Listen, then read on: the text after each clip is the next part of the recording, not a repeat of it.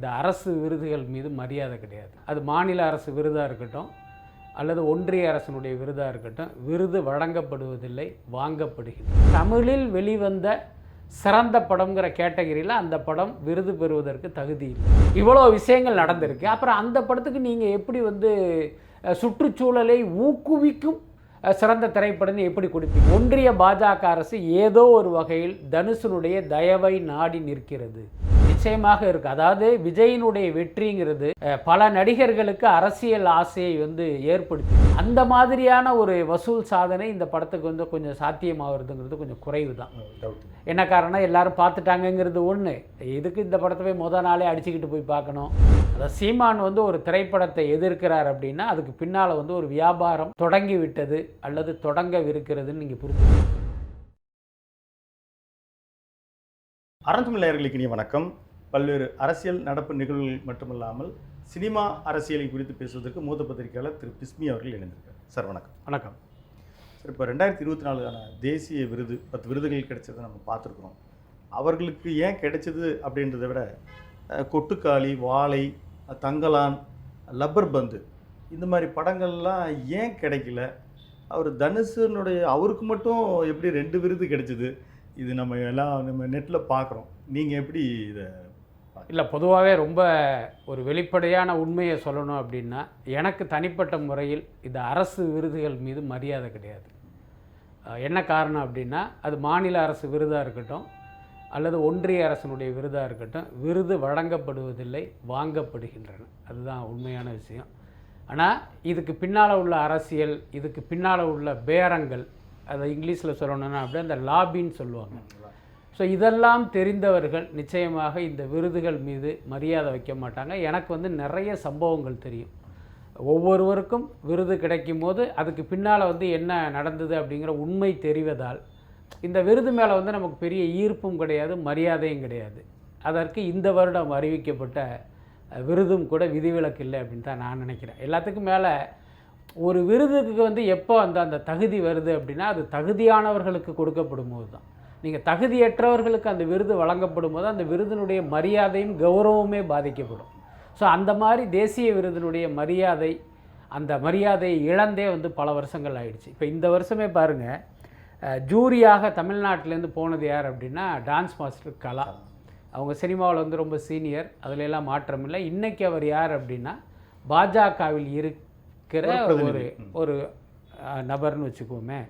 இப்போ இவங்க போய் தேசிய விருது தேர்வுக்குழுவில் உட்காந்தாங்கன்னா இவங்களுடைய பார்வை என்னவாக இருக்கும், இவர்களுக்கு சொல்லப்படுகிற இன்ஸ்ட்ரக்ஷன் என்னவாக இருக்கும், அது ரொம்ப முக்கியமானது. அதுக்கடுத்து நீங்கள் கொடுக்குற விருதுகள் அப்படி பார்த்தோம்னா அதை பார்த்த உடனே தெரியுது இது ரொம்ப தவறாக இருக்குது, ஒரு தகுதியற்ற ஆட்களுக்கு கொடுக்கப்பட்டிருக்கு அப்படின்னு தானே நமக்கு தோணுது. இப்போ நீங்கள் சொன்ன மாதிரி தமிழில் சிறந்த படமாக ராயன் படத்துக்கு கொடுத்துருக்காங்க. ராயன் பார்த்திங்கன்னா ஒரு வன்முறையின் உச்சம். தனுஷ் இயக்கிய படம், சன் பிக்சர்ஸ் தயாரித்த படம், கமர்ஷியலாக ஓடின படம், அதையெல்லாம் தாண்டிட்டு பார்த்திங்கன்னா தமிழில் வெளிவந்த சிறந்த படம்ங்கிற கேட்டகரியில் அந்த படம் விருது பெறுவதற்கு தகுதி இல்லை. என்ன காரணம்னா, அதே வருஷம் வாழை படம், மாரி செல்வராஜுடைய படம், அது ஒரு வாழ்வியலை சித்தரித்த ஒரு படம். அப்புறம் நீங்களே குறிப்பிட்ட மாதிரி கொட்டுக்காளி, லப்பர் பந்து, தங்கலான், விடுதலை, எல்லாத்துக்கும் மேலே அமரன், மகாராஜா. இப்போ இந்த படங்களையெல்லாம் நீங்கள் தள்ளி வச்சுட்டு அமரன் படத்தை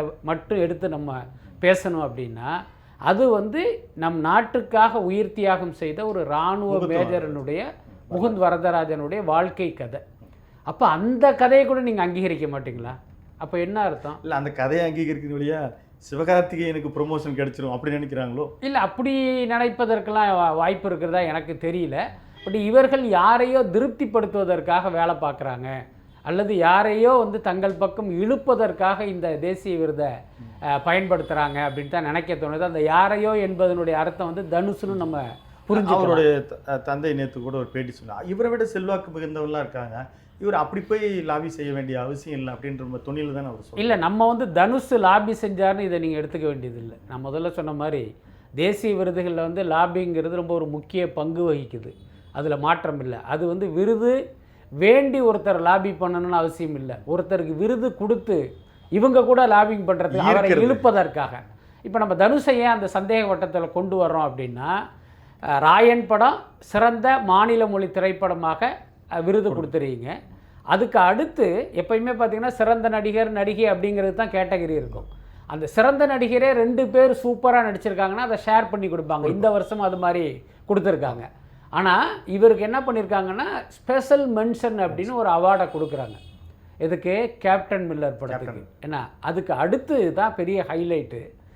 இவர் நடித்த அந்த கேப்டன் மில்லர் படத்தை இவங்க என்ன பண்ணுறாங்க அப்படின்னா சுற்றுச்சூழல் விழிப்புணர்வை ஊக்குவிக்கும் சிறந்த திரைப்படம் அப்படின்னு ஒரு கேட்டகரி பண்ணி இந்த படத்துக்கு கொடுக்குறாங்க. நீங்கள் உண்மையில் அந்த படத்தை போய் பார்த்தா அந்த சுற்றுச்சூழலுக்கும் இதுக்கும் சம்மந்தமே இருக்காது. எல்லாத்துக்கும் மேலே இந்த படப்பிடிப்பு நடக்கும்போது பல இடங்களில் பாம் பிளாஸ்ட் பண்ணி அது தடை செய்யப்பட்டு, ஆமாம், அந்த ஷூட்டிங்கே வந்து பிரேக் ஆகி பெரிய பஞ்சாயத்து ஆகி, ஆமாம், கலெக்டர் வரைக்கும் புகார் போய் அவர் சபையில் பேசப்பட்டுச்சு. இவ்வளோ விஷயங்கள் நடந்திருக்கு. அப்புறம் அந்த படத்துக்கு நீங்கள் எப்படி வந்து சுற்றுச்சூழலை ஊக்குவிக்கும் சிறந்த திரைப்படம்னு எப்படி கொடுப்பீங்க? அப்போ இதன் மூலம் நீங்கள் புரிஞ்சுக்கலாம், ஒன்றிய பாஜக அரசு ஏதோ ஒரு வகையில் தனுஷனுடைய தயவை நாடி நிற்கிறது. இப்போ கஸ்தூர் ராஜா சொன்ன விஷயத்துக்கு வருவோம். எத்தனையோ பெரிய நடிகர்கள் இருக்கும்போது என் பையனை மட்டும் ஏன் இது பண்ணணும் அப்படின்னு கேட்குறாரு. அதுக்கு ஒரு காரணம் இருக்குது. அந்த காரணம் அநேகமாக கஸ்தூர் ராஜாவுக்கே தெரியாதுன்னு நினைக்கிறேன். இங்கே பல நடிகர்கள் இருந்தாலும் இவர் தான் கொடின்னு ஒன்று சமீபத்தில் ஆரம்பிக்கிறாரு. அப்போ ஒரு நடிகனுக்கு கொடி எதுக்கு? அப்போ ஒருத்தர் கொடிங்கிற அளவுக்கு போகிறார் அப்படின்னா இப்போ இவருக்கு வந்து ஒரு அரசியல் எண்ணம் டார்கெட் இருக்குன்னு அர்த்தம். அதுக்கடுத்து இவர் ஒருவேளை அரசியலுக்கு வந்தால் எந்த அரசியலை கையில் எடுப்பார் அப்படின்னா இவர் ஆன்மீக அரசியலை கையில் எடுப்பார். அதுக்கு என்ன காரணம்? கழுத்தில் ருத்ராட்சம் இருக்கும். அது அல்லாமல் பார்த்திங்கன்னா இவர் ரஜினிகாந்தினுடைய முன்னாள் மருமகன், ரஜினியுடைய வலதுசாரி அரசியலை உள்வாங்கிய ஒருத்தராக இவர் இருப்பார். ஏன்னா அதுக்கடுத்து இவர் ஒரு ஆன்மீகவாதியாகவும் தன்னை காட்டிக்கிறாரு.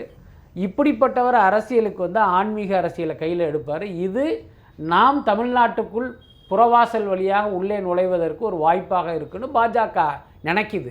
இதில் என்னன்னா இந்த பாஜகவுடைய சதியும் திட்டமும் தனுஷுக்கோ கஸ்தூர் ராஜாவுக்கோ தெரிந்திருப்பதற்கு வாய்ப்பில்லைன்னு வேணால் நம்ம எடுத்துக்கலாம். அப்படி அவருடைய அரசியல் என்னன்றது ஏற்கனவே இருந்தது. அவங்க வந்து சொல்கிறாங்க, நாங்கள் சாதாரணமாக தான் கொடியை அறிமுகப்படுத்துகிறோம், அது ஏற்கனவே இருந்தது, இன்றைக்கி நாங்கள் வெளியில் கொண்டு வந்தோம். இப்படி அவருடைய திட்டம்ன்றது விஜய் வெற்றி அதுக்கு பிறகு இன்னும் அதிகமாக இருக்கும் அல்லது மறைமுகமான திட்டம் இருக்கும்னு நினைக்கிறீங்க? நிச்சயமாக இருக்குது. அதாவது விஜயினுடைய வெற்றிங்கிறது பல நடிகர்களுக்கு அரசியல் ஆசையை வந்து ஏற்படுத்தி. ஜூனியர் என்டிஆர் கேள்விப்பட்டிருப்பீங்க. ஆமாம் ஆமாம், ரொம்ப தீவிரமாக இறங்குறதாக. ஆக்சுவலி நீங்கள் பார்த்தீங்கன்னா விஜயகாந்த் அரசியலுக்கு வரும்போதும் சரி, இவரெல்லாம் எம்ஜிஆர் வர முடியுமா அப்படின்லாம் ஒரு விமர்சனம் வந்தது. அதை மீறி அவர் ஏதோ கொஞ்சம் அரசியல் அப்படி வந்தார். அதுக்கப்புறம் பல நடிகர்கள் விஜய் வரும்போதும் கூட நானே எத்தனையோ பேட்டி 100 பேட்டி கொடுத்துருப்பேன். விஜய் வந்து இன்னொரு எம்ஜிஆர் ஆக முடியாது, அந்த எம்ஜிஆர் வந்த கால சூழல் வேறு, அன்னைக்கு மக்களுடைய புரிதல் பக்குவம் வேறு, இன்றைக்கி மக்கள்லாம் பயங்கர அறிவாளி ஆகிட்டாங்கலாம் நம்ம முழங்கியிருக்கோம். ஆனால் அதையும் தாண்டி இன்றைக்கி விஜய் தமிழ்நாட்டின் முதலமைச்சர் ஆன பிறகு பல நடிகர்களுக்கு அரசியல் ஆசை ஏற்பட்டிருக்கு. அது தனுஷும் விதிவிலக்கு இல்லை. அதுதான் ரொம்ப முக்கியமானது. இப்போ ஜனநாயகன் படம் 23ஆம் தேதி ரிலீஸ் ஆகுது. இதற்கு முன்னால் செய்யாத பெரிய மாற்றங்கள் என்ன செஞ்சு அதனுடைய அந்த வருகை இது ரசிகர்கள் எப்படி ஈர்க்கப்படும்? இப்போ உங்களுக்கு ரொம்ப ஈஸி ஆகிடுச்சா? இதுக்கு பின்னால் ஒரு அரசியல் இருந்து இப்போ சாதாரணமாகிடுச்சா? அதாவது ஜனநாயகன் படம் வருகிற இந்த நேரத்தில் பார்த்திங்கன்னா அரசு தரப்பிலிருந்து எந்த பிரச்சனையும் இருக்காது. நீங்கள் பொதுவாக பார்த்தீங்கன்னா விஜய் படம் வெளியாகும் போது ஏதோ ஒரு வகையில் வந்து அது ஆளுங்கட்சியை டிஸ்டர்ப் பண்ணியிருக்கும். அப்போ அவங்க என்ன பண்ணுவாங்கன்னா அந்த படம் ரிலீஸ் ஆகும்போது ஏதாவது ஒரு கட்டையை போடுவாங்க, பேனர் வைக்காதம்பாங்க, ஸ்பெஷல் காட்சி கிடையாது, அது இதுன்னு ஏதாவது ஒரு வகையில் ஒரு தொந்தரவுங்கிறது நடந்துக்கிட்டே இருக்கும். அப்புறம் விஜயே போய் முதலமைச்சர்களை பார்த்து ஒரு ரிக்வெஸ்ட் வச்சு அதுக்கப்புறமா அந்த பிரச்சனையெல்லாம் சால்வ் ஆகும். ஜனநாயகன் படத்தை பொறுத்த வரைக்கும் அந்த மாதிரி எந்த பிரச்சனையும் இல்லை. ஏன்னா அது ரிலீஸுக்கு தான் அவ்வளோ பெரிய தடைகள் இருந்ததே தவிர இப்போ ரிலீஸ் ஆகிற நேரத்தில் ஒரு பெரிய சிக்கல்லாம் ஏற்கனவே பெரிய அளவில் இணையவெளியில் வந்ததுக்கு பிறகு இப்போ ஒரு பிளான்டு தியேட்டர்ஸ் ரிலீஸ்க்கு அவங்களுக்கு எந்த மாதிரியான ஒரு ரியாக்ஷன் இருக்குன்னு நினைக்கிறீங்க? ஆக்சுவலி பார்த்தீங்கன்னா ஜனநாயகன் படத்துக்கு வந்து ஒரு பெரிய ஒரு சிக்கல் ஒன்று இருக்குது. என்ன அப்படின்னா பொதுவாகவே விஜய் படம்ங்கிறது அந்த முதல் நாள் முதல் காட்சி தான் எல்லா மக்களும் பார்த்து நிறைய கொண்டாடுவாங்க. இந்த படத்தை பொறுத்த வரைக்கும் அந்த இணையத்தில் வெளியானதால் கிட்டத்தட்ட நிறைய பேர் அந்த படத்தை பார்த்துட்டாங்க. அதில் மாற்றம் இல்லை. அதை வெளிப்படையாக யாரும் சொல்லலையே தவிர படத்தை வந்து நிறைய பேர் பார்த்துட்டாங்க. இப்போ சமீபத்தில் நீங்கள் கூட கேள்விப்பட்டிருப்பீங்க, தமிழக சைபர் கிரைமே பார்த்தீங்கன்னா 1 கோடி பேர் பார்த்ததா ஒரு புள்ளி விவரத்தை சொல்லியிருக்காங்க. அதை எப்படி கண்டுபிடிச்சாங்கன்னு தெரியல. எனக்கு தெரிஞ்சு அதற்கு மேல் மக்கள் பார்த்துருப்பாங்கன்னு தான் நினைக்கிறேன். அதுக்கு அடுத்து அந்த படத்துக்குள்ள ஒரு பெரிய மைனஸ் என்ன அப்படின்னா, அப்படி இணையத்தில் பார்த்தவர்கள் படத்துக்கு வந்து ஒரு பெரிய பாசிட்டிவ் ரிப்போர்ட் கொடுக்கல. படம் சூப்பராக இருக்குது அப்படிங்கிற ரிப்போர்ட் எங்கேயும் ஏன்னா அதுவே ரீமேக்கிங் படம். ரீமேக் படம், ஒரு தர லோக்கலான ஒரு மசாலா படம் தான் அந்த பகவந்த் கேசரி. அதை வந்து இவங்க இன்னும் மோசமாக ரீமேக் பண்ணதுனால பார்த்திங்கன்னா படம் படம் நல்லா இல்லைங்கிற ரிப்போர்ட்டு தான் அந்த இணையத்தில் பார்த்தவர்களுடைய கருத்தாக இருக்குது. அதனால் இப்போ பார்த்திங்கன்னா வழக்கமான அந்த விஜய் படத்துக்கு ஒரு பெஞ்ச் மார்க் ஒன்று கிரியேட் ஆகும். வசூல் சாதனை முதல் நாளில் வந்து இவ்வளோ ரூபா கலெக்ட் பண்ணிச்சுங்கிற பார்த்தாங்கன்னா ஒரு நம்பர் ஒன்று வரும். அந்த நம்பரை விஜய் படங்கள் தான் எப்பயுமே கிரியேட் பண்ணும். அந்த மாதிரியான ஒரு வசூல் சாதனை இந்த படத்துக்கு வந்து கொஞ்சம் சாத்தியமாகிறதுங்கிறது கொஞ்சம் குறைவு தான். என்ன காரணம், எல்லோரும் பார்த்துட்டாங்கங்கிறது ஒன்று. இதுக்கு இந்த படத்தை போய் மொதல் நாளே அடிச்சுக்கிட்டு போய் பார்க்கணும், என்னத்துக்கு இந்த படத்தை மொதல் நாளே 500,000 கொடுத்து பார்க்கணுன்னு சில பேர் அப்படி பின்தங்கிடுவாங்க. அதுக்கடுத்து இந்த படத்தினுடைய சான்றிதழ் அது பல தியேட்டரில் பார்த்தீங்கன்னா நீங்கள் குடும்பத்தோட படம் பார்க்க வருவதற்கே ஒரு தடையாக அமைஞ்சிருச்சு. இப்போ நாங்கள் புதிதாக காட்சிகளை இணைச்சிருக்கோம். கிளைமேக்ஸில் சேஞ்ச் திரு ஹச்சுநேத் அவர்கள் வந்து சொன்னதை பார்த்துருப்பீங்க. அது ஒரு முதலமைச்சரினுடைய அந்த கோட்டோடு இருக்கிற இதெல்லாம் இன்சர்ட் பண்ணியிருக்காங்க. அது ஏதாவது வியாபார யுக்திக்கு பயன்படும்? அதான் எனக்கு தெரிஞ்சு பார்த்தீங்கன்னா அந்த மலேசியாவில் நடந்த அந்த ஆடியோ லான்ச் அதுதான் அந்த ரோலிங் டைட்டிலில் வந்து யூஸ் பண்ணியிருக்காங்க. அதுதான் எனக்கு கிடையாது. ரூல் 33ல் அவங்க ரீசென்சாருக்கு அப்ளை பண்ணதுங்கிறது இந்த மாதிரியான சில விஷயங்கள் தான். ஏற்கனவே டைட்டிலில் பார்த்தீங்கன்னா தளபதி விஜய் நடிக்கும்னு இருந்தது. அதை தமிழ்நாடு முதலமைச்சர் ஜோசப் விஜய் நடிக்குங்கிற மாதிரி ஆட் பண்ணியிருக்காங்க. அதை தவிர வேறு ஒன்றும் இல்லை பெருசாக. ஆமாம், அதுக்கடுத்து இந்த இணைப்புகள் வந்து ஒரு பெரிய கூட்டத்தை கூட்டிருலாம் சொல்ல முடியாது. இப்போ உதாரணத்துக்கு மலேசியாவில் நடந்த ஆடியோ லான்ச்சே எடுத்துக்கிட்டால் அங்கே ஆடியோ லான்ச் நடக்கும் போதே பல பேர் செல்ஃபோனில் எடுத்து ரீல்ஸாகவும் அது இதாகவும் போட்டு வந்து ஒரு பெரிய அளவில் மக்கள்கிட்ட போய் சேர்ந்துருச்சு. அது மறுபடியும் வந்து நீங்கள் படத்தில் சேர்த்ததுனால என்ன நன்மை விளைஞ்சிருங்கிறது தெரியல எனக்கு.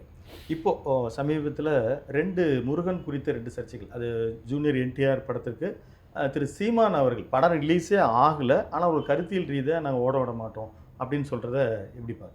அதாவது சீமான் வந்து ஒரு திரைப்படத்தை எதிர்க்கிறார் அப்படின்னா அதுக்கு பின்னால் வந்து ஒரு வியாபாரம் தொடங்கி விட்டது அல்லது தொடங்கவிருக்கிறதுன்னு நீங்கள் புரிஞ்சுக்க பேரம் தொடங்குறாரு. கண்டிப்பாக அதில் எந்த மாற்றம் இல்லை. அதுக்கு நிறைய உதாரணங்களை நம்ம சொல்லலாம்.